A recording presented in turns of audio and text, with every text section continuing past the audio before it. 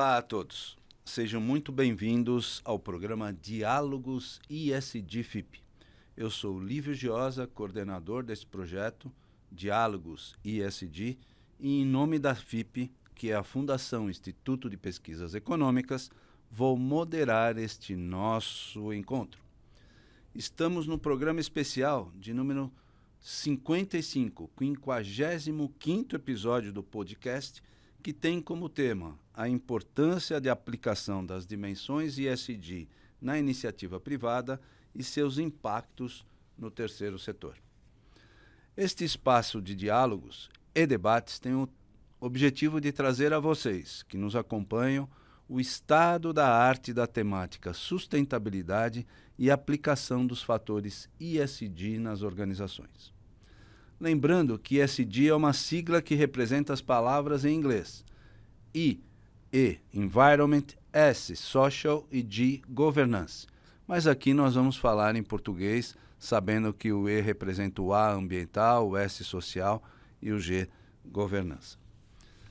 Este projeto nasceu da importante participação da FIP na discussão do tema através dos seus técnicos e profissionais, tanto na consultoria pública e privada, quanto na grade de cursos, que apresenta o tema ISD na prática nos módulos básico e avançado.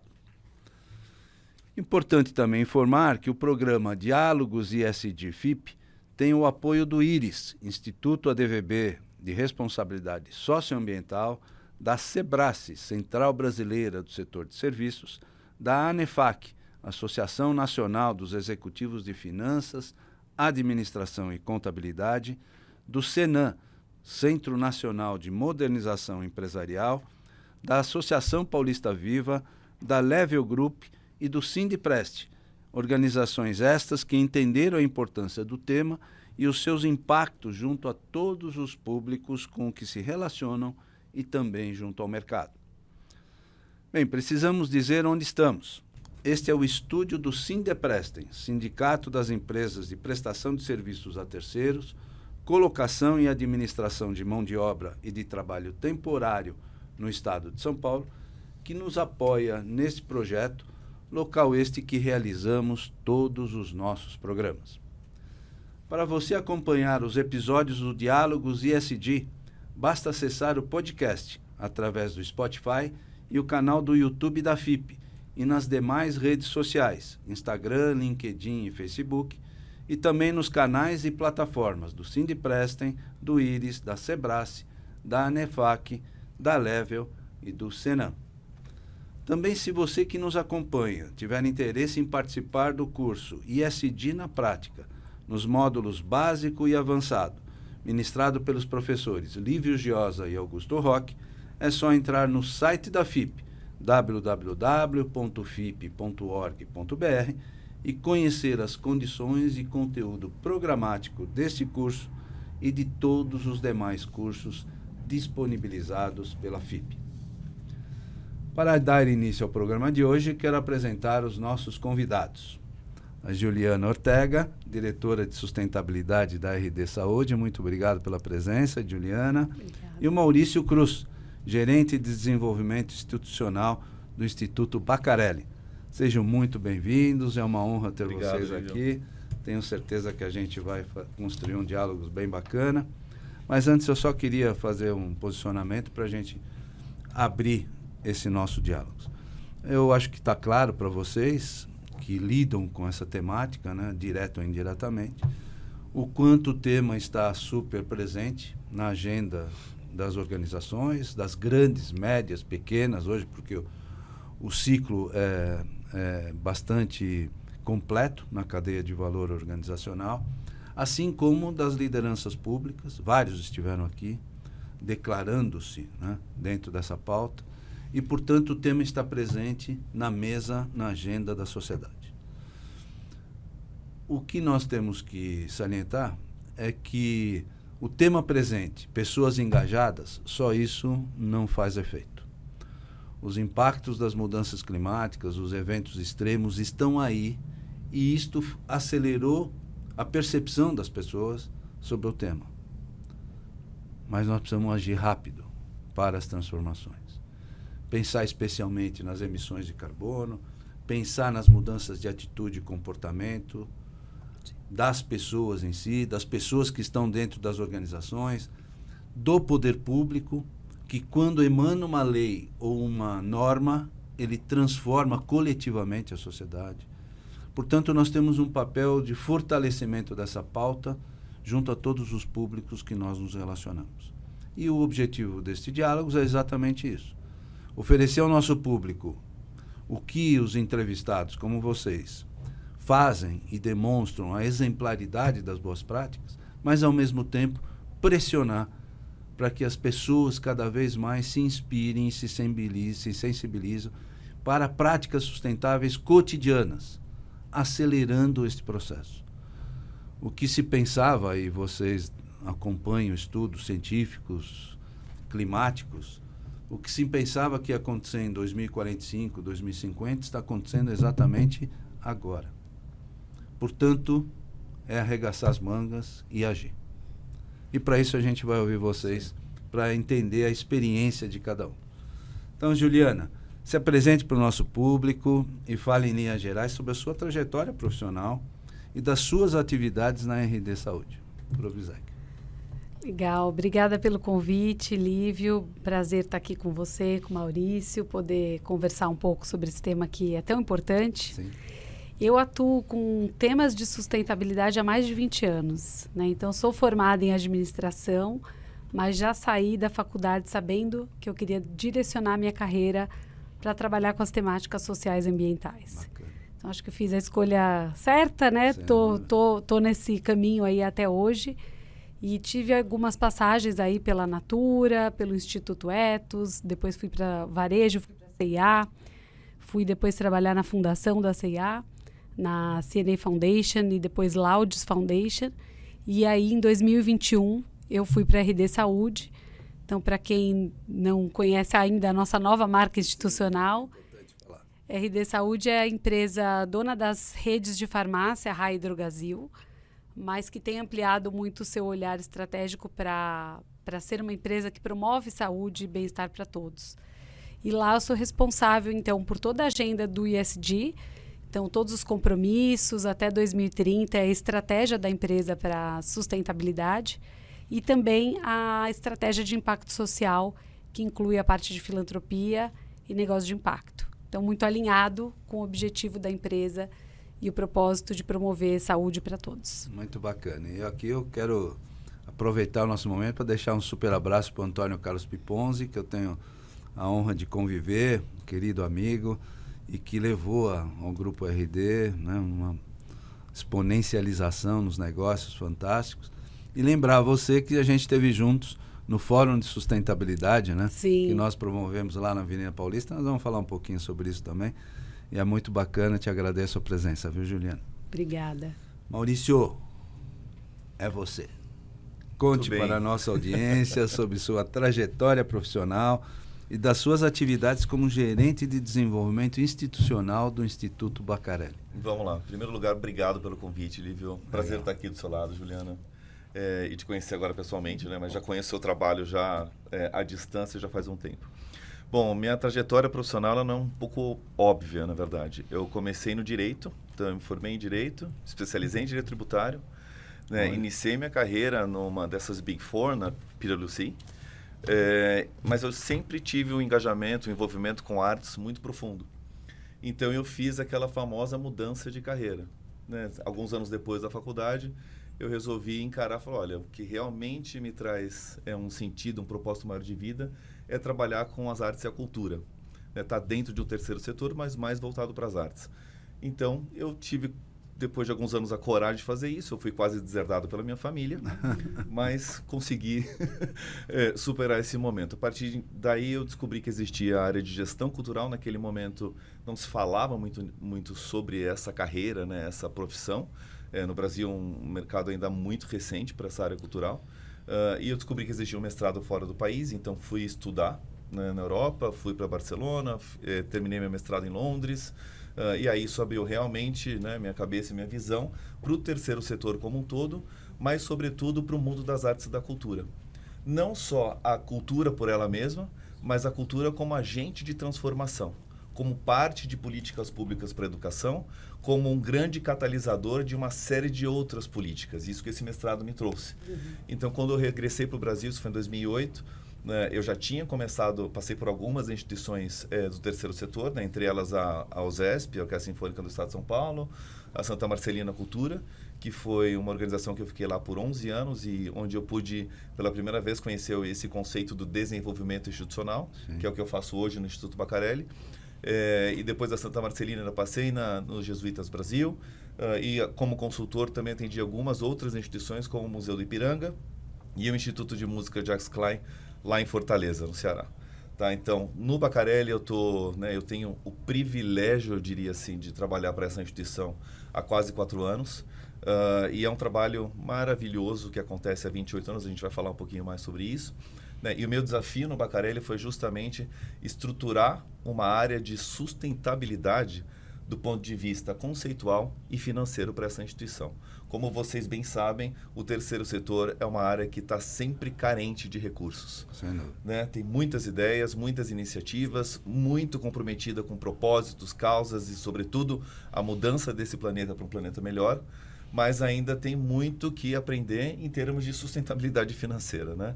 Então, esse foi justamente o desafio que me foi imposto no início.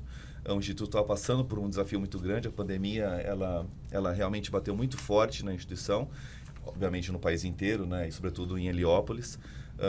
Então, entrei ali para trazer de volta esse fôlego institucional, digamos assim. Né? Então, ali a gente trabalha com a captação de recursos, com toda a parte de relações institucionais, com toda a parte do pensamento mais estratégico em termos de projetos, né, que vão ser realizados na instituição e tentar fazer com que a instituição olhe um pouquinho mais para frente, né, para esse futuro. Óbvio que a gente não faz isso sozinho, né? Quem comanda tudo isso é o nosso querido diretor, o Edilson Venturelli. Né? Então, eu dou esse suporte direto a ele em tudo que é pensado, né, para essa instituição, aí tanto no curto, no médio e no longo prazo. Então, muito legal, muito bom. Juliana, como a RD Saúde desenvolveu o seu programa de descarte consciente de medicamentos? E que é certamente o maior do Brasil no varejo farmacêutico. Conta um pouquinho, porque isso a gente vê, né, nas unidades, esse projeto. Conta pra gente um pouquinho. Legal. A gente tem 3 pilares estratégicos na nossa estratégia. Então, a gente fala de pessoas mais saudáveis, de negócios mais saudáveis e de planeta mais saudável. E dentro do pilar planeta, a gente tem um compromisso de cuidar da questão dos resíduos e de promover uma economia livre de resíduos. Então, esse programa de medicamentos, ele foi pioneiro nesse esforço. Ele existe já desde 2011 e hoje a gente consegue ter coletores em todas as mais de 3.000 farmácias do país, mais de 500 municípios. Então, a gente engaja aí o nosso consumidor para que ele saiba que se ele descartar o medicamento vencido ou usado no lixo comum ou até mesmo no vaso sanitário, isso tem um impacto gigantesco, principalmente na poluição de rios e dos oceanos, corpos d'água em geral.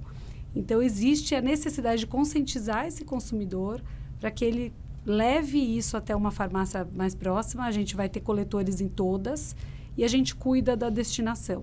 Então, a gente leva isso de volta para os nossos centros de distribuição, onde a gente tem ali central de resíduos. E ali o material é retirado por uma empresa que é homologada pela indústria, né, porque é uma parceria do varejo com a indústria. E isso depois é levado para ser incinerado ou coprocessado.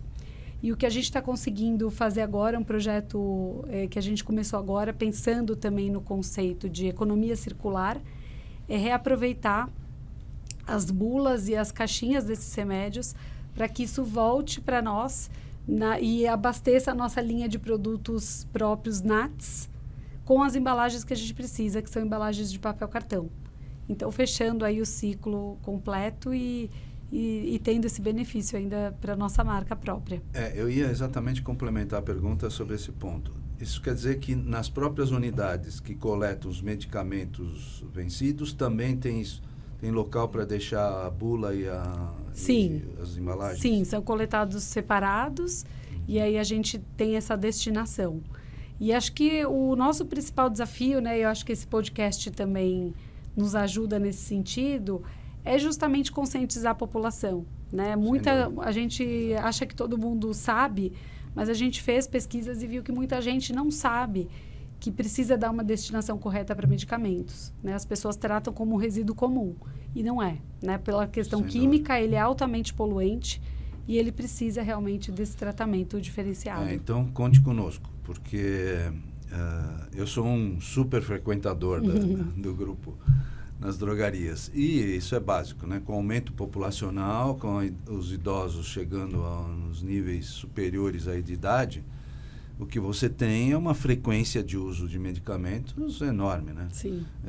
Provavelmente, se tiverem aí alguma estatística, nos últimos 10, 15 anos, esse volume é uma ascensão incrível, né, de uso. Portanto, ele tem que ter o descarte. E muitos, para não dizer a maioria, para não dizer quase todos, não sabem, não estão sensibilizados para essa ação. Eu acho que, se você me permite dar uma sugestão, as próprias unidades poderiam ter um trabalho mais efetivo dos atendentes, do pessoal, lembrando, né? Sim. Que, olha, descarte aqui, né? Porque aí você envolve mais as pessoas. Ótima Bacana. sugestão. Não, esse projeto do descarte consciente é muito importante. E realmente vocês viraram exemplo, até junto aos concorrentes, né? Para que os concorrentes pudessem também ter esse tipo de atuação. Né? Só esse ano, o último dado que eu peguei agora, acho que outubro, novembro, só esse ano já foram 350 toneladas de medicamento coletados. Né? Então, realmente, a gente não está falando de pouca coisa, né? Que espetáculo. Muito legal. Muito bom, Gil. Nossa, muito bom. Maurício, agora você já falou um pouco da sua atividade, agora a gente precisa entender melhor sobre o Instituto. Fala um pouquinho mais sobre o Instituto, quando se formou, onde é a sua sede, já que o público aqui é Brasil inteiro e exterior, a gente recebe um monte de gente ouvindo fora do Brasil, é incrível, Sim. né? E as suas atividades atuais no Instituto. Claro. E só para te dar uma coisa bacana, a gente conhece o Baccarelli, né? Conheceu muitos e muitos anos, e tivemos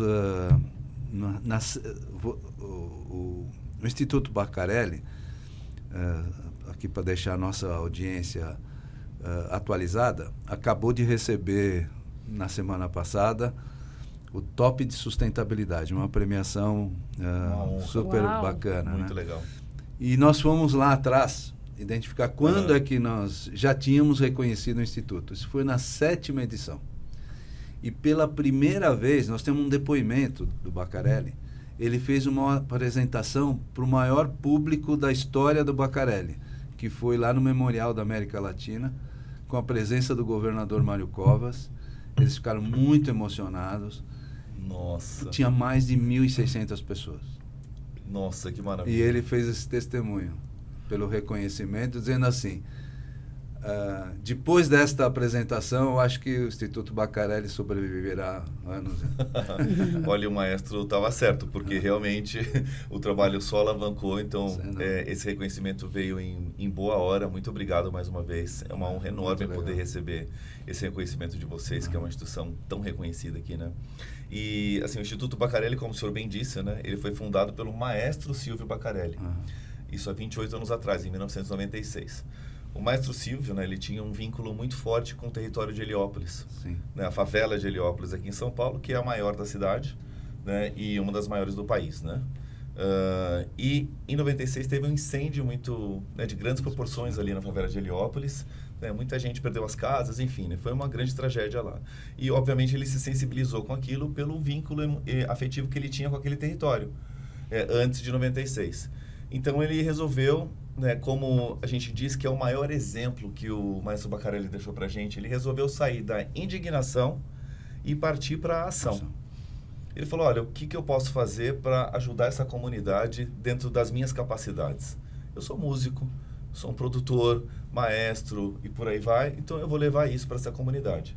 Ele foi batendo na porta de algumas escolas públicas, ouviu alguns nãos, mas depois de alguns meses, né, a escola cujo nome da escola é Gonzaguinha, né, não por acaso, emprestou, vamos dizer assim, 36 alunos. Tá bom, vai, vou te emprestar esses alunos para ver se isso vai funcionar ou não. Ele falou, olha, acreditem em mim, né, eu vou transformar a vida dessas pessoas. Então, esses 36 alunos, ele levava para Vila Mariana, onde era a produtora dele, e 2 vezes por semana passava a ensinar música no auditóriozinho que ele possuía lá. Desses 36 alunos, isso foi evoluindo nesses 28 anos. Hoje, nós atendemos a 1.630 crianças, adolescentes e jovens, a partir dos 2 anos de idade, sem idade limite para a formação desses meninos e meninas. Tá? Além deles, mais todos esses familiares, né, que são em torno de 1.000 famílias que a gente atende diretamente no Instituto. Então, a gente entende o nosso trabalho, quer dizer, é óbvio que a música ela é um fator fundamental nesse processo, mas ela é uma ferramenta de transformação. E é uma né? das melhores Exato. formas de você incluir socialmente e transformar as crianças e os adolescentes. Eu não tenho dúvida. Porque a música, ela é uma impacta linguagem... o interior Exato. de uma forma incrível. De uma forma que nenhuma outra linguagem consegue, porque é uma linguagem universal. Né? E ela não é necessariamente falada, ainda que tenha canto coral, etc. Mas ela vai num outro lugar. Né? E o próprio processo de aprendizagem musical, como no nosso caso ela é coletiva, né, na essência, ela proporciona algumas dinâmicas. Por exemplo, né? Eu preciso dar o melhor de mim para fazer aquela música. Mas não basta eu fazer o melhor sozinho. Eu tenho que entender que eu tenho um grupinho ali de amiguinhos que eu preciso fazer tão bem quanto eles e a gente precisa fazer isso juntos. Aí tem outro grupo que faz um pouco diferente da gente, mas a gente precisa fazer essas coisas se encaixarem. Então traz uma consciência do outro, uma consciência de si mesmo, uma consciência do coletivo que é fundamental no mundo de hoje que a gente vive, né? E trazendo um pouco para esse conceito do ESG que você está trazendo, né? A gente ali em Heliópolis, a gente hoje fala um pouco do I, do ambiental. Mas o nosso processo do social, ele está no DNA de constituição do Instituto. Então, trazer essa consciência. E falar da importância da consciência do coletivo hoje, ela é fundamental. Porque, como a Juliana bem disse, né? Se eu não tenho a consciência de que eu descartar um remédio pode poluir o meio ambiente, eu individualmente... Né, eu realmente vou estar prejudicando o meio ambiente. Agora não adianta eu sozinho fazer isso. Eu preciso de um coletivo todo agindo para chegar nas 350 toneladas. Então a gente acredita muito nesse trabalho. E a música ela é um vetor incrível para isso. Né? Então nesses anos todos, quer dizer, a gente acredita que a ferramenta de transformação ela tem que ter qualidade. Então nós não somos um conservatório de música, mas quem quiser seguir a carreira de músico vai ter as condições e as ferramentas para seguir adiante e conseguir passar nos grandes conservatórios, nas grandes universidades, né? Tanto aqui no Brasil como fora do Brasil. Então, para vocês terem uma dimensão hoje do trabalho, a gente tem ex-alunos do Instituto Baccarelli em praticamente todas as orquestras profissionais do país e várias fora do país. Para você ter uma ideia, a Filarmônica de Minas, 9 ex-alunos do Baccarelli são hoje músicos profissionais de uma das melhores orquestras do país, que é a Orquestra Filarmônica de Minas Gerais. Tem também na USESP, tem todas as orquestras desse país. Na Dinamarca nós temos ex-alunos, né, uma mulher negra periférica, o primeiro trombone da Orquestra Sinfônica da Dinamarca, para você ter uma ideia. Então a gente tem um orgulho, né, desse pessoal e o exemplo que eles trazem para a própria comunidade, né? Porque um processo de inclusão social, ele é um processo que se retroalimenta. Quer dizer, naturalmente as pessoas querem devolver aquilo ou retribuir aquilo que elas mesmas conseguiram, né? Conquistaram fruto do seu esforço, mas com muita ajuda que elas conseguiram no meio do caminho. E, então, Maurício, só complementando, quais são as formações que tem? Porque no nosso top de sustentabilidade se apresentou o quarteto de cordas, né? Que foi maravilhoso. Mas quais são as formações que tem? Tem a orquestra, tem o quarteto? Conta um pouquinho como é que ele se divide isso. Então, lá no Instituto, na verdade, a formação ela começa a partir dos 2 aninhos de idade. Então, vão as crianças com seus pais, né, mãe ou pai, para participar da musicalização baby, que a gente chama, né? Para daí iniciar depois a musicalização infantil, que aí são exercícios mais de coordenação motora, ritmo e tal. Então, são uma fase bem embrionária do processo, mas ela é fundamental para a gente criar uma base muito sólida para a formação, né? A partir dos 6 anos ou 7 anos, eles começam a entrar na fase do pré-coral, que daí é a primeira formação musical é de canto coral, de grupos de cantos corais. Então, a partir daí, eles começam a escolher o instrumento, né? E os instrumentos que a gente oferece a formação são todos dentro de uma orquestra sinfônica. Então, a gente, além do quarteto de cordas, tem quinteto de metais, a gente tem uma camerata de cordas, uma camerata só de mulheres, então a gente chama camerata feminina. Depois a gente tem, obviamente, as orquestras sinfônicas, né? Então tem a orquestra sinfônica um pouco mais reduzida e a orquestra sinfônica completa, com 70 músicos, que é justamente, são duas, na verdade, que a gente possui. A Orquestra Juvenil Heliópolis e a Orquestra Sinfônica Heliópolis, que, aliás, eu posso fazer aqui uma propagandinha, tá? Dia 12, essa quinta-feira agora, tá? Às 20 horas, a gente vai ter no Teatro B32, ali na Faria Lima. Para quem está aqui em São Paulo, deve conhecer mais esse teatro pela Praça da Baleia, ali na Faria Lima, perto com a Juscelino Kubitschek. Então, ali, parte da nossa temporada acontece lá e dia 12 é o último concerto da temporada deste ano. Então, estão todos aqui convidados que estão assistindo esse podcast, vocês, obviamente, convidadíssimos, tá? Para estarem lá e prestigiando com a gente, junto com a direção artística do nosso maestro Isaac Karapchevsky, que é um decano da regência desse país, e é uma honra tremenda para o Instituto, né, ter o maestro Isaac junto conosco. Muito legal, muito bom.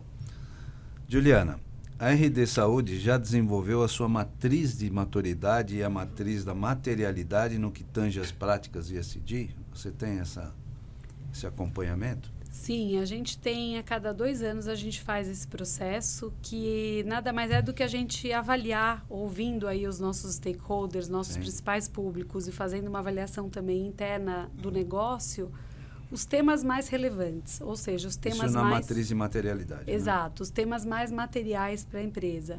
Então, a gente faz um processo que a gente faz pesquisa realmente aprofundada do setor, fala com muita gente, desenvolve toda uma análise interna. Então, a gente faz a cada 2 anos, tem uma consultoria aí que nos apoia nesse processo, e a versão mais atual a gente vai publicar no relatório de sustentabilidade agora, que sai em maio do ano que vem, onde a gente faz, então, já a nossa matriz olhando para o que a gente chama de dupla materialidade. Né? Então, esse é um conceito novo, relativamente novo, né, no ISD, mas é você olhar, por um lado, o impacto daqueles temas, daqueles assuntos nos seus stakeholders prioritários, né? Então, você avaliar sociedade, fornecedores, clientes, funcionários e etc. E o outro lado é você olhar a materialidade financeira daquele tema, né? Então, qual o possível impacto financeiro que aquele tema pode trazer para o negócio? Então, você combinando um olhar ali de impacto na sociedade, um olhar de impacto financeiro, você tem a chamada dupla materialidade, que é o processo que a gente passou agora, aprendeu bastante aí com esse processo, e vamos, então, publicar em breve. E, além disso, a gente avalia a maturidade dos nossos temas olhando muito para índices de mercado. Então, hoje a RD Saúde está no ISE, que é a carteira de sustentabilidade da B3. A gente, então, olha muito para os requisitos do ISE, o que a gente precisa evoluir. E outros parâmetros internacionais. Tem também um outro índice que a gente usa muito para avaliar a nossa maturidade, que é o MSCI. Enfim, e novas regulações que vão surgindo. Muito bacana. Ju, aproveita só para dar um pouco de números, que você deve ter mais ou menos para complementar, do que é o Grupo RD. Quantos funcionários, quantos estabelecimentos, onde que está localizado, só para a turma que está aqui nos acompanhando ter uma ideia da dimensão, né, da estrutura da organização. Legal. A empresa está no Brasil todo, né? Então, a gente já chegou em todos os estados brasileiros. São mais de 3.000 farmácias que a gente tem já abertas no Brasil todo, das bandeiras RAI e Drogasil. E mais de 500 municípios também, e mais de 60 mil funcionários. Nossa. Então, realmente, tudo é muito grande. É uma empresa chinesa, né? A chinesa, assim, 100 mil, 50 mil funcionários, já são uma empresa chinesa. Tudo é muito grande. A gente sempre que pensa também nesses temas, né? E a gente fala de engajar funcionário, engajar colaborador, a gente tem que ter isso em consideração, né? A gente está falando de mais de 60 mil pessoas em regiões diferentes do Brasil, em todos os estados brasileiros, com culturas também diferentes, né? Então, esse é um desafio constante de como dialogar com todo esse nosso público e como levar esse tema também para o cliente, né? Então, diariamente passam mais de 1 milhão de clientes pelas nossas farmácias. Então, a gente tem essa oportunidade também de falar com clientes sobre esses temas. É uma estrutura gigantesca, né? Nossa. Muito bacana. Maurício, conte pra gente como é que é feita a captação de recursos para suportar todos os projetos do Instituto Baccarelli. Como é que vocês atuam? Sim. Conte um pouquinho. O Instituto, Lívio, ele é uma organização, né, totalmente independente, sem fins lucrativos, né? Sim. E por isso ela depende, para ela sobreviver, digamos assim, em Heliópolis, para manter a subsistência, ela depende quase que exclusivamente de patrocínios e doações. E apoios institucionais e tal, e algumas parcerias públicas, né? Então, no decorrer desses 28 anos, o patrocínio empresarial, sobretudo por meio das leis de incentivo, tem sido um fator preponderante para, né, trazer uma sustentabilidade financeira para o Instituto Baccarelli, né? Então, a lei de incentivo à cultura, né, sobretudo a Lei Rouanet, né, que é um mecanismo de financiamento da cultura, né, incrível, que tem funcionado muito aqui no país, apesar de muitas das críticas que, ao meu ver e ao ver, obviamente, do Instituto, né, são bastante equivocadas, né? Porque é uma lei e o Instituto é prova disso, né, de uma boa aplicação, né, desses recursos que são públicos no final das contas, né, ali, e como a gente consegue trazer um impacto direto para a comunidade. Então, né, a gente utiliza disso como uma das principais estratégias. Mas justamente o desafio da área de desenvolvimento institucional é diversificar para além das leis de incentivo à cultura. Quer dizer, hoje elas correspondem a 85% do financiamento das atividades em Heliópolis, mas o nosso desafio é como é que a gente consegue diversificar essas fontes de recursos do Instituto. Então, uma dessas fontes de diversificação é justamente as doações de pessoas físicas, né? E outras parcerias que advêm aí desse engajamento de pessoas físicas. Porque a gente entende, justamente falando de transformações, que o envolvimento de cada indivíduo faz a diferença. Então, não é muito o montante financeiro, mas sim o quanto a pessoa se envolve e se sensibiliza por essa causa. Que isso sim faz com que a coisa se multiplique, né, e realmente traga essa sustentabilidade maior para a instituição, né? Além da questão da pessoa física, a gente tem também uma série de parcerias institucionais, né, que a gente desenvolve dentro do Instituto Baccarelli com uma série de instituições públicas e privadas, né, e que isso vem trazendo uma série de outros reconhecimentos para o Instituto, né, entre elas a própria Secretaria Municipal de Educação, né? Então, nesses últimos anos, né, a Secretaria Municipal de Educação já tinha uma parceria com o Instituto Baccarelli, que financiava a musicalização infantil e o canto coral. E a partir daí, o Instituto foi ampliando esse relacionamento, foi convidado a participar de uma convocação pública, uma convocatória pública, né, um edital, que passou então a ser vencedor desse edital. Quer dizer, a gente esperava ganhar um bloco, digamos assim, com 3 unidades de novos céus da prefeitura, mas nós acabamos sendo vencedores em todos os blocos, né? Então, foi um grande desafio, mas ao mesmo tempo um grande reconhecimento do Instituto passar a fazer a gestão de 12 unidades de novos céus, né, mas é a gestão completa ou é só na área de musicalização? Na verdade, é uma gestão de todo o equipamento. Nossa. Né? E com a parte toda de zeladoria do equipamento, e nós somos responsáveis por todas as atividades de cultura, esporte, recreação e lazer dessas 12 unidades, que estão localizadas na região norte, noroeste, centro-leste e extremo-leste da cidade de São Paulo. Então, o que a gente vê, né? Escolas municipais. Os CELs, eles são Centros Educacionais Unificados, né? Nessas 12 novas unidades, né, existem as CEMEIs, né? Que é a combinação da creche, né, da SEI, com o ensino fundamental infantil. Isso. E nós não temos a gestão sobre o ensino público, né, per se, porque isso é uma obrigação, né, constitucional do poder público. Mas nós contribuímos com todas as atividades de contraturno, né? E, sobretudo, fazer com que esse equipamento seja conectado cada vez mais com toda a comunidade. Então, ali nessas unidades, né, diferente das outras unidades mais antigas, a EMF, né, digamos, o ensino fundamental está dentro da unidade do CEL. Agora, esse não. As EMFs, elas estão ao redor do equipamento do CEL, então mais EMFs podem utilizar das atividades e, sobretudo, mais munícipes podem interagir com essas atividades, né? Por que o Instituto está fazendo isso, né? A gente se pergunta. E por que isso é também parte da estratégia do Instituto? Porque isso é, para nós, a maior honraria que uma organização terceiro setor poderia receber. Que a sua prática, a sua ação de transformação social seja reconhecida como parte de uma política pública para a educação, né? Então, esse é o sonho de qualquer ONG, né, que seja reconhecida como parte de uma política pública efetiva de educação, de inclusão social, de transformação de uma realidade social, né? Então, é isso que a gente acredita e é por isso que a gente trabalha. Então, esse é um primeiro ponto, né? O segundo ponto é que, claro, né, fez com que o Instituto também olhasse para si e entendesse que ele pode ser maior do que aquilo que ele já fazia, né? Então, a pandemia trouxe isso e o reconhecimento do poder público também trouxe essa amplitude da nossa ação.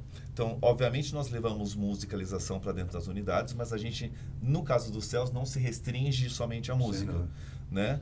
Que aí existe todo um conteúdo programático, né, que é exigido pelo poder público e tal. Então, a gente, obviamente, oferece isso. Além dos céus, né, nós somos novamente vitoriosos numa outra convocação pública para assumir 10 escolas abertas, que são programações de cultura, esporte e lazer, em 10 escolas públicas, acho que da região norte e outras regiões aqui da cidade, aos finais de semana, para fazer com que a comunidade interaja dentro desse espaço, tá? Então, isso tudo, né? Por que a gente está contando isso? Hoje, o Instituto, com esses novos projetos, possui um quadro de mais de 700 colaboradores. Isso que eu ia perguntar. Bastante, né? É bastante. Caramba. No total, né? Não se compara aos 60 anos de você, Ju. Não, mas o tamanho para Mas para uma organização do terceiro certeza, setor é nossa, gigantesco. desafio. E para o Instituto Pacarelli também, né? Em Heliópolis, nós somos 150. Né? Só em Heliópolis. Só em Então, nesses outros projetos é que a gente acaba tendo um volume maior de colaboradores. E alguns dados interessantes é que 53% desses colaboradores são mulheres e 56% são pessoas negras. Então, a gente também temos outras representatividades de diversidade e inclusão dentro do nosso quadro de colaboradores. Isso é muito legal porque a gente vê de dentro para fora a transformação que a gente quer provocar nessa sociedade, né? Então, tudo isso faz parte dessa nossa estratégia, né, de mostrar para a sociedade, né, o quanto o nosso trabalho é sólido, né, e realmente é um trabalho comprometido com um propósito maior de transformação social, né, de uma realidade. E amplia mais, né, as bases de atuação. Exato. Isso dá um outro tipo de percepção. E essa questão dos céus é recente? Isso é bem recente. Isso vai para o 3º ano. A gente começou em 2022. Isso. Então, tem sido uma curva de aprendizado enorme. Né? A primeira vez que o Instituto assumiu uma responsabilidade dessa monta. Então, tem uma série de aprendizados, obviamente, né, com uma responsabilidade dessa. E a interlocução é com a Secretaria de Cultura? De Educação. De Educação. Isso. Tá? E isso, obviamente, né, tem um reflexo também em Heliópolis, né, em tudo isso que a gente tem feito. Obviamente, todo o trabalho em Heliópolis, ele também acaba circulando de uma certa forma nessas 12 unidades, né? Então, isso tem sido muito interessante para a gente também.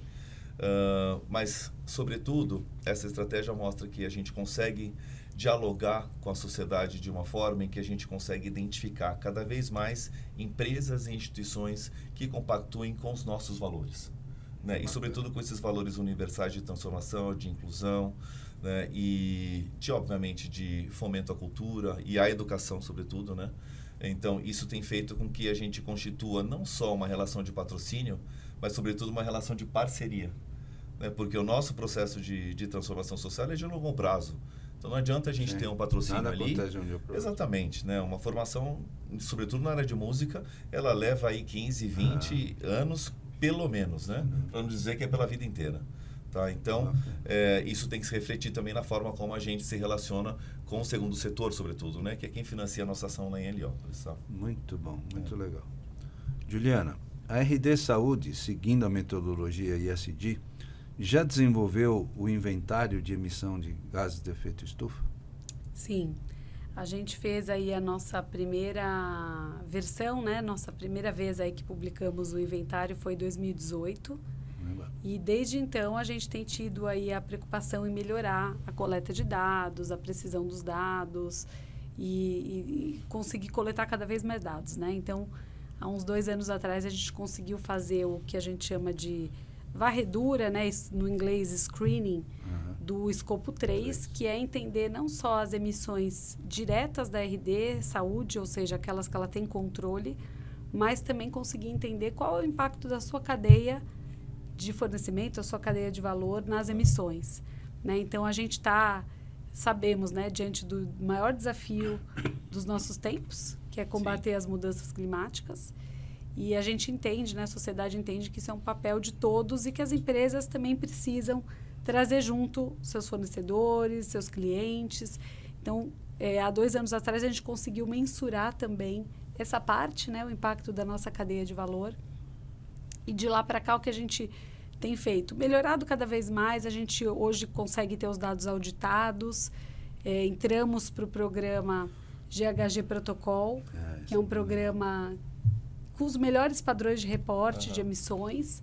Recebemos aí o selo ouro pelo nosso inventário. E agora a gente está fazendo um trabalho justamente com os fornecedores para que eles se engajem conosco no tema. Então, comecem primeiro medindo, tendo noção, né, do seu impacto, das suas emissões, reportando isso para a gente, porque a gente entende que o primeiro passo para a gente mudar é você conhecer o seu impacto, Exato. Você medir. Né? A gente não consegue mudar aquilo que a gente não está medindo, não está avaliando. Então, a gente tem trabalhado nessa agenda aí com os nossos fornecedores e, enfim, junto com muitas outras iniciativas de descarbonização que a gente vem fazendo no transporte, migração para energia renovável de fonte limpa e dezenas de outras iniciativas aí que buscam reduzir o nosso impacto ambiental. Bacana, porque, só para esclarecer a nossa audiência, quando a gente olha a questão das emissões dos gases de efeito estufa, a gente olha os 3 escopos, né? O escopo 1, que são as atividades internas da empresa, é o seu core, é o conjunto das suas atividades. O escopo 2, especialmente, é a energia. Né? Exato. E o escopo 3 é a linha de influência, especialmente dos stakeholders, da cadeia de valor dos fornecedores. Né? E o comércio, ele é bem nesse ponto, né? Nós estamos falando do comércio. O comércio, ele é o meio de campo, né? Porque ele recebe os insumos, os seus consumidores, os seus funcionários, colaboradores, né? Que também passam por essa avaliação. Então, entender o valor, e posso imaginar o quanto essas 3.000 unidades gastam de energia elétrica.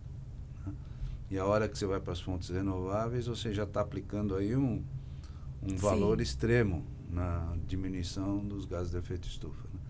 Então, muito legal. Né? Hoje a gente já está avança muito nisso. Né? Sim, hoje a gente já está com 78% das farmácias que já são abastecidas por fontes renováveis e a nossa meta é em breve chegar em 100%. Né? Então, a gente tem várias metas, eu convido todo mundo aí a dar uma olhadinha no nosso site, rdsaude.com.br, e lá na aba de sustentabilidade conhecer os nossos compromissos para 2030, incluindo esse de uso de energia renovável, e temos também metas em relação ao programa anterior que eu descrevi de resíduos. Muito bom, orgulho, né? Empresa sim. Muito legal. Maurício, você acredita que com a agenda afirmativa da pauta ESG, essa pergunta vamos lá. Interessante. Né? Você acredita que com a agenda afirmativa da pauta ESG, o terceiro setor será mais atendido em recursos? Você nota isto junto às demais entidades? Porque provavelmente você dialoga com as outras entidades. Sim. Então, eu estou falando que a discussão de ESG tomou conta, as organizações estão envolvidas, mas elas têm que ter olhares junto a seus parceiros, comunidade e tal. Isso reflete no Instituto Bacarelli? Certamente, Lívio. Porque justamente como isso é uma pauta cada vez mais cara, né, e cada vez mais urgente, né, no mundo empresarial e no mundo como um todo, isso obviamente tem um impacto imediato na forma como o terceiro setor se estrutura, né, e sobretudo pensa também como nós, como terceiro setor, vamos contribuir para esse processo. Estava pensando aqui, né, a Juliana traz tantos dados, umas ações incríveis e tal. Eu falei, nossa, mas a gente ali no Instituto é tão pequenininho, perto de tudo isso. Mas a gente tem algumas ações também que a gente justamente são reflexo disso que você traz um pouco, né, dentro do nosso mundo. Nós recebemos uma doação de 54 placas fotovoltaicas. Então, a nossa energia que a gente consome hoje ela é renovável, né, no prédio principal. E nós estamos construindo um teatro, né, que é a primeira sala de concertos de nível internacional, né, num território de favela que se tem notícia no planeta. E ela está sendo feita de uma forma, seguindo todos esses critérios ESG, né? Tanto na questão da reciclagem dos resíduos que são usados na construção, nos materiais, né? No tipo de material que é usado na construção, no tipo de contratação que é feita da sociedade, que é quem está ali, residente ali na comunidade, enfim, e até a questão da geração de energia. Então, tudo isso, justamente, estou falando no nosso caso, é um reflexo também de uma exigência, exatamente, né? De quem financia essa obra, né? Para que a gente tenha aí um mínimo de requisitos preenchidos, né? Mas eu vejo que isso, por exemplo, muitas das instituições, assim como a nossa, são signatárias do Pacto Global da ONU, né, para os Objetivos do Desenvolvimento Sustentável. Nós somos, desde 2021, signatários desse pacto e, assim, muito daqueles objetivos nós sempre cumprimos. Né? A diferença, a gente não precisou se adaptar ou vamos agora cumprir tal objetivo. Na verdade, a gente precisou revisitar o nosso discurso e entender, bom, nós cumprimos esse, né? E ampliar para outros, como, por exemplo, a questão da energia renovável e outros como também crescimento econômico, trabalho digno, enfim, com outras ações que a gente vem fazendo, erradicação da pobreza e outros mais. Né? Agora, a gente também tem procurado muito se preocupar com a questão do impacto social. Porque o nosso, né, vamos dizer assim, a nossa maior contribuição para o meio ambiente, digamos assim, é justamente formar uma sociedade mais consciente, mais crítica e mais justa. Porque não adianta a gente ter 500 políticas, né, números maravilhosos, se nós, seres humanos, não agirmos, que é exatamente a sua fala inicial. Quer dizer, nós precisamos de cidadãos cada vez mais conscientes e críticos, agindo, colocando tudo isso em prática. E acho que essa é a maior contribuição do Instituto Bacarelli e do terceiro setor como um todo. Né? Então, acho que isso sim tem trazido mais a pauta aí. Agora, você falar de mais recursos, né, sendo atendidos, eu acho que isso talvez ainda pudesse melhorar. Claro que tem, né? Eu acho que as empresas financiadoras, né, têm cada vez mais dado a importância desse componente ESG na seleção de projetos. Então, uma série de projetos que não pensavam em, por exemplo, como eu vou trazer um componente educacional para dentro disso, como eu vou trazer um componente ambiental para dentro do meu projeto. Então, eu acho que existe uma provocação muito saudável, né, do setor empresarial e do setor público para o terceiro setor, de pensar como é que a gente vai reagir a tudo isso. Né? Então, a gente vê que cada vez mais as empresas têm patrocinado projetos que alcancem mais de um objetivo, né? Não só de ODS, mas sobretudo também ligados aí à questão do ESG. Então, isso obviamente faz com que a gente tenha aí um aumento da disponibilidade desse recurso. No caso da cultura, para além do recurso incentivado, que isso é sempre bom para a gente, né? Que as empresas começam a envolver mais departamentos das empresas, para além daquele de marketing, patrocínio, etc. e tal.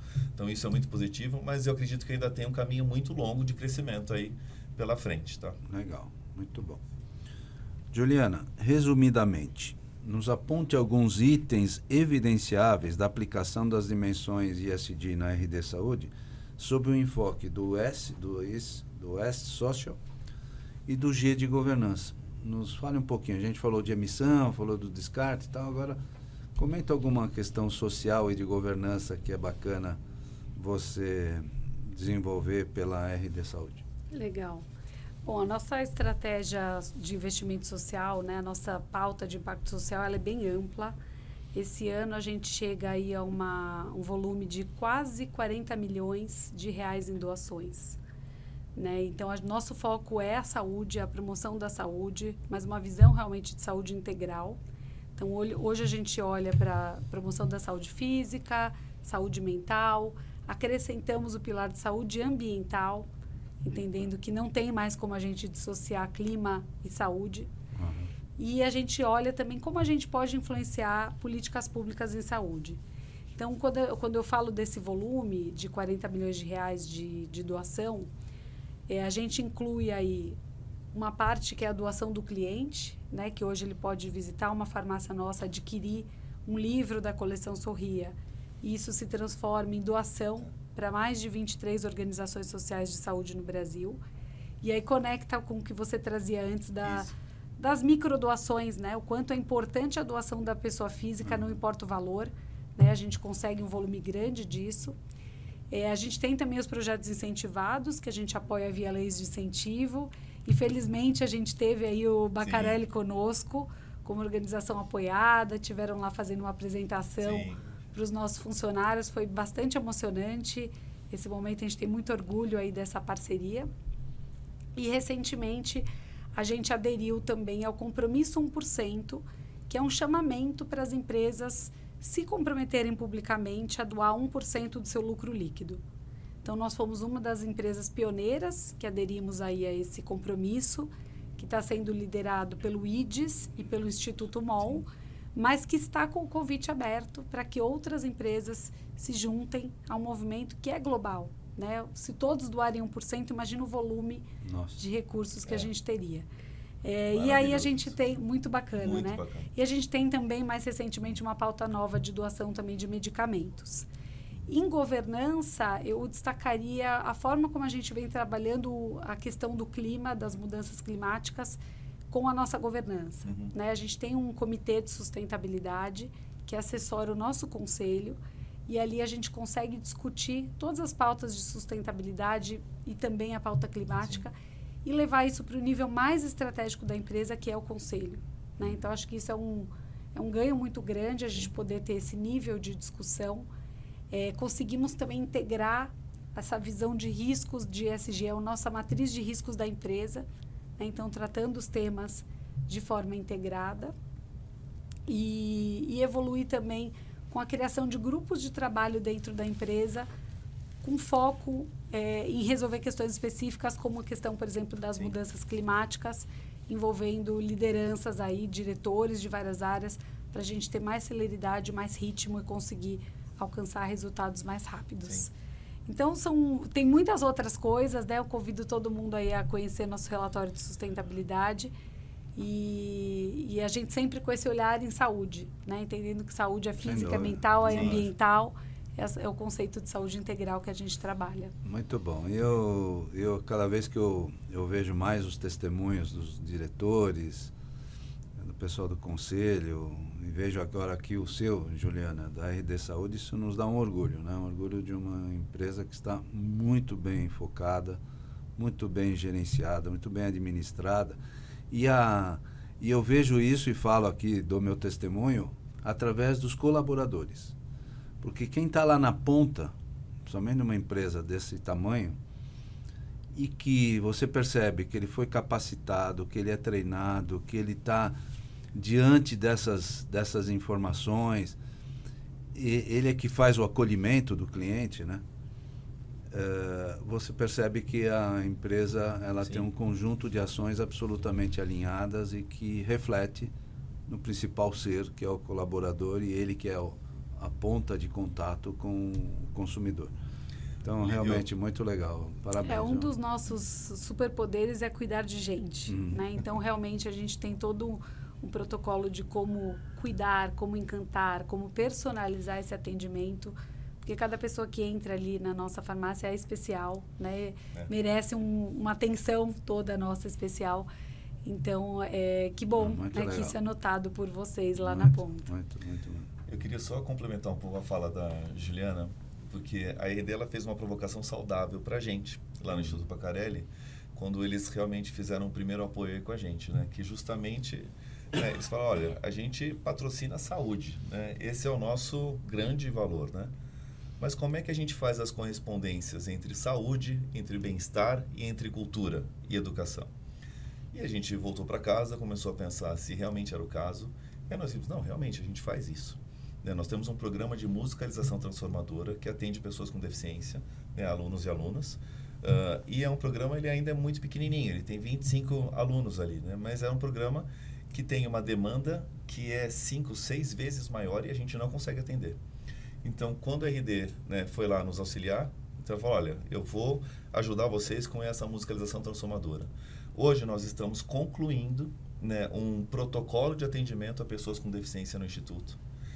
E que a gente vai poder agora sair de um grupo que estava isolado, né? Quer dizer que a inclusão social para a gente não é isolar um grupo que precisa de um atendimento específico ou especializado, mas sim né, transversalmente incluí-lo nas turmas regulares. Então, por conta do apoio que a RD deu para a gente, isso lá atrás, né, hoje nós estamos concluindo esse protocolo de atendimento e a partir do ano que vem a gente vai começar a ter turmas com pessoas com deficiência já com uma estrutura mais bem preparada, com protocolo de atendimento bem feito, em que toda a organização se envolve nesse processo de inclusão da pessoa com deficiência lá dentro do Instituto Bacarelli. Então, isso tudo que você fala, nós somos uma prova viva de que isso realmente acontece lá dentro, né, que foi justamente esse diálogo que a gente vem fazendo com a equipe de vocês e que ajudou a gente também a se estruturar e a repensar a nossa ação, sobretudo na questão da musicalização transformadora. Então, é muito legal isso que você traz. E você falou do IDES, né? O IDES também nos ajudou a trazer um indicador muito interessante de impacto social, que a cada real que é investido no Instituto Bacarelli, nós devolvemos em retorno para a sociedade R$ 3,49. Então, se nós fôssemos um investimento, né, em um ano a gente teria um retorno de 349%. Isso para te dar um indicador só tangível, né, do que significaria isso em termos monetários. Sim. Mas o que é mais legal desse processo que durou um ano é que a gente identificou uma série de indicadores de impacto social de transformação por meio do nosso processo de formação musical. Então isso é muito interessante. Eu também convido todos vocês para assistir, para acessarem o nosso site e dar uma olhada nesses relatórios que a gente possui lá, que mostram um pouco dessa nossa atuação e do impacto que de fato a gente causa na vida das pessoas que passam pelo Instituto Bacarelli. Bacana. Então, e a gente viu pelo vídeo do Instituto, né, os depoimentos, né, das crianças, das famílias, sim, que são fantásticos, né? Pois Isso ilustra absolutamente a causa, né? É exatamente isso. Você tem algum especial que você gostaria de comentar? Não? Olha, algum depoimento? Nossa, olha, agora você me pegou desprevenido aqui. Tem vários depoimentos, né? Por exemplo, no nosso curso de cozinha profissional, que isso foi uma consequência muito positiva, né, do que a gente acabou sofrendo na pandemia, de pensar na insegurança alimentar, coisa que nós não fazíamos antes da pandemia, e a construção do restaurante Bacarelli foi uma resposta, né, à perenidade desse trabalho de insegurança contra a insegurança alimentar que a gente está fazendo em Heliópolis, e a gente montou esse curso de cozinha profissional.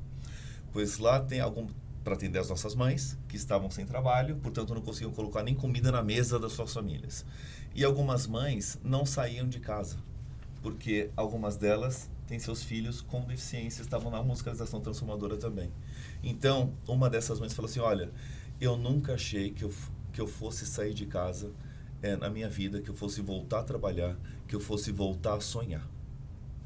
Então, a mãe, ela sempre acreditou no Bacarelli, ela matriculou o primeiro filho, depois matriculou os outros dois. Aí, ela falou, o meu sonho era eu, enquanto mãe, me tornar uma aluna do Instituto Bacarelli. Eu finalmente me tornei uma aluna.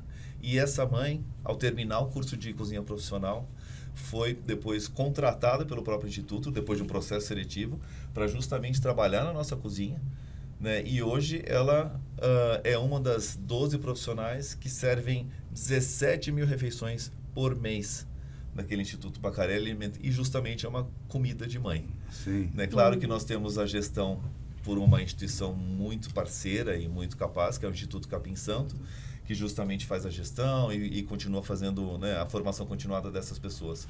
Mas isso é um depoimento bastante impactante, assim, dentre os milhares que eu poderia citar é mais do que inclusão social, é inclusão emocional, né? Exato. Que transforma as pessoas. Né? Porque ela acaba sendo a voz de toda uma família que foi impactada pelo nosso processo de formação. Né? E pelo nosso processo, sobretudo, de inclusão. Porque a gente não olha só a formação em si, a gente olha a família como um todo, né? Dentro do nosso universo, de uma forma integral também. Porque não basta só ter a criança ali dentro do Instituto. Se a família não estiver acolhendo tudo isso, você não sustenta o processo. Né? Então, a gente olha como um todo. Tanto que a gente tem uma equipe de serviço social que justamente está o tempo inteiro e ela faz o atendimento individualizado a cada aluno, a cada aluna. Né? Então, é realmente um trabalho de longo prazo, né? E ele é, de fato, muito impactante, muito sólido, né, para quem passa pelo Instituto. Depois não querem nem sair mais, viu? A gente tem que falar, vai pro mundo. Tenho clareza disso. Muito bom, gente. Nós já estamos chegando ao final desse nosso episódio, né? Então, vocês têm 1 minuto para o recado final. Vou começar com você, Juliana Ortega, por favor. Legal. Bom, acho que vale retomar a nossa visão, nosso propósito, que é Juntos por uma Sociedade Mais Saudável. E essa visão ampliada realmente de que quando a gente fala de uma sociedade mais saudável, a gente está falando não só da saúde física, mental, mas também da saúde do planeta e da saúde social também, né? Das pessoas terem condições, terem uma perspectiva, uma esperança, né? Que eu acho que é muito o que o Baccarelli traz. E eu acho que no momento da sociedade que a gente se encontra, é urgente que a gente tome consciência, né, dos problemas que a gente está passando, da urgência da ação. Cada um entenda no seu lugar o que pode fazer, o que pode fazer para acelerar essa mudança. Porque realmente a gente está num momento que a gente precisa resolver problemas de forma urgente, principalmente pensando aí em mudanças climáticas, que eu comentei um pouquinho, mas também nas desigualdades sociais que perduram, né? Então, é bem importante isso. E ir para a ação, né? Acho que você trouxe um pouco isso, Lívia, mais cedo, mas é muito importante também a gente sair só do discurso, ir para a ação, ter resultados, medir resultado, comunicar resultado e trazer outros junto, né? Então, acredito muito na força das parcerias e acho que os desafios que a gente enfrenta hoje, a gente precisa de muita ação coletiva. Então, acho que esse é um chamado para a gente se unir mais e ir para a ação juntos. Muito bom, Juliana. Senhor Maurício Cruz, suas palavras finais. Olha, bom, só reiterando algumas das falas aqui da Juliana, né? Quer dizer, a nossa visão também é de um mundo cada vez mais interconectado, né? Por meio de parcerias. Nós sozinhos não vamos transformar absolutamente nada, né? O propósito do Instituto Baccarelli é realmente transformar essa sociedade, né, num mundo melhor, né? E, como disse lá no início, né, quer dizer, a principal lição do Maestro Baccarelli foi sair da indignação para a ação, né? Quantas vezes a gente, enquanto indivíduo, né, se sente impotente perante alguma desigualdade, ou até em relação à mudança climática, você fala, o que eu vou fazer para mudar isso, né? Qual a diferença que isso vai fazer? Vai fazer a diferença. Depende de cada um de nós, né? Então, é isso que a gente acredita, é isso que a gente fez a vida inteira, desde que o Instituto foi forjado ali pelo Maestro Baccarelli. Então, agora a gente vê a importância desse trabalho ser continuado, né? E não só por nós, por cada vez mais agentes transformadores dessa sociedade, né? Que a gente vê cada vez mais o segundo setor tem que estar junto com a gente, cada vez mais o poder público também tem que reagir de uma forma cada vez mais célere, né, a essas grandes mudanças, né? E pensar justamente a mudança climática cada vez mais integrada a uma sociedade mais empoderada, mais consciente, mais crítica. Que sem uma sociedade mais crítica, mais empoderada, a gente não vai ter a capacidade dessa ação coletiva que nós precisamos. Porque o planeta é um só, a casa é uma só, e cabe a nós mantê-la viva, né? E aí eu queria fazer um convite, quer dizer, nós estamos aí justamente concluindo uma grande vitória nossa, que é a construção desse teatro. Então, para quem quiser conhecer mais sobre esse projeto e sobre o trabalho do Instituto Baccarelli, então que acessem as nossas redes sociais. Todas elas são @Baccarelli, com 2 Cs e 2 Ls, tá? Para digitar direitinho e procurar ali no Google. Tá? Então, conheçam o nosso trabalho, tanto em Heliópolis como em outras localidades, mas sobretudo ali nessa grande comunidade, que a gente só tem conseguido trazer o impacto justamente pela persistência de estar numa mesma localidade com mais de 200 mil habitantes, né, por tanto tempo. Quero agradecer a diretoria da FIP, na pessoa do seu presidente, professor Carlos Luque, diretoria do Sindiprestem, na pessoa do seu presidente Vander Morales, aos nossos apoiadores, o Instituto ADVB de Responsabilidade Socioambiental, o IRIS, a SEBRASE, a Central Brasileira do Setor de Serviços, a ANEFAC, Associação Nacional dos Executivos de Finanças, Administração e Contabilidade, ao SENAM, o Centro Nacional de Modernização Empresarial. Não esqueçam de nos acompanhar no canal do Spotify e do YouTube da FIP e nos canais do IRIS, da SEBRASE, da ANEFAC, da Level, do Sindiprestem e do SENAM e também nas redes sociais de todas estas instituições. Agradeço aqui aos nossos convidados, vocês foram perfeitos, foi muito gostoso esse bate-papo, rendeu muito. E agradeço também a você que nos acompanhou neste Diálogos ISD-FIP, com o apoio da FIP, do Sindiprestem, do IRIS, do SEBRASE, da ANEFAC e do SENAM. Até o próximo episódio.